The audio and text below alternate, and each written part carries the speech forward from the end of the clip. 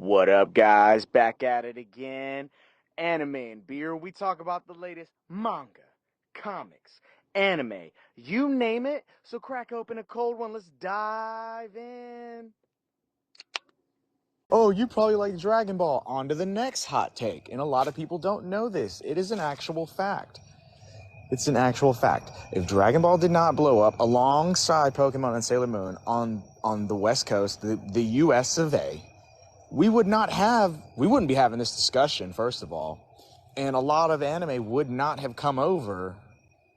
Shonen Jump wouldn't be making billions of dollars. And we wouldn't have all the spoiled kids now that got Funimation and Crunchyroll that don't know about the Toonami after school block. Then Dinner Block. Then Adult Swim gets canceled for like 3 years, then comes back. Like, I mean, I remember reading the numbers, and it was like, when Dragon Ball aired the first time, it had like 1 point something.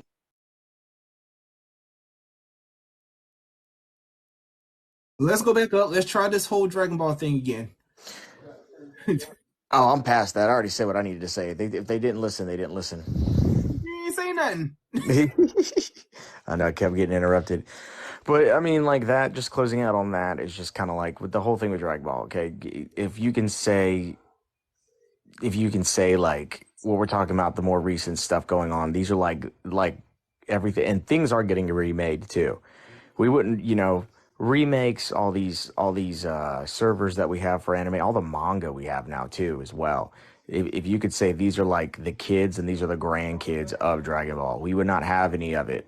I mean, and I'm not saying that that's actual facts. There's numbers behind it. You can look it up as well. It blew up so much in the Western audience that I mean, dude, I think this one, don't quote me on, but literally we got it around the same time. North America got it around the same time as Canada and Mexico, like, and the US. So for it to be like a universal language per se, because I mean, living in a tourist town, you got people that come in and out, people recognize it from all over the world. It's one of the most iconic things.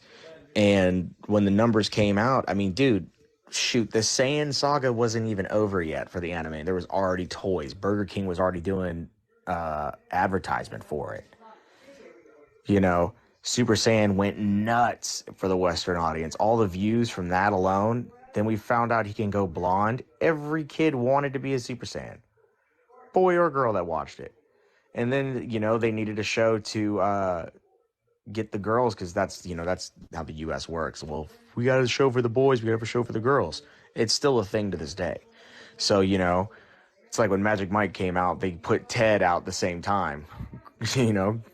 Girls wanted to go see half naked Channing Tatum. Guys just wanted to see a teddy bear smoke pot. It's just an aesthetic. It's funny. So It's funny you say that because, like, to piggyback off of what you just said, it's like, okay, boys got Dragon Ball, girls got Sailor Moon, yeah. but I still see more guys talk about Sailor Moon than girls. Yeah, well, that's probably the guys around our age, because what kids don't know nowadays, like I said, the Toonami after school block, you had to sit through a whole hour of Sailor Moon. So from 4 to 5, it was Sailor Moon. From 5 to 6, it was Dragon Ball. And you might have got like a little cartoon special in between, like for commercial space if something ended too soon. Or they had to cancel an episode for editing because the 90s were crazy. Do you not think Akira had a say in that as well? So fun fact about Akira, but Akira didn't come to the Western audience. You had to like find it as a tape. That movie was, what I'm saying though, for like the kids. They needed stuff for the kids to absorb and want to purchase and buy. And what was big was when anime came to the US. So when it did, like I said, toys, commercials, movies, video games, I mean, it blew up. But to piggyback off the Akira thing, what a lot of people don't know is the writer of Bleach, I can't remember his name, Akira Toriyama, the writer of Dragon Ball, and Masashi Kishimoto, the writer of Naruto, all were inspired by Akira. They all wanted to quit drawing until they saw the movie. They were a big fan of it. Oh, it's a good fun fact.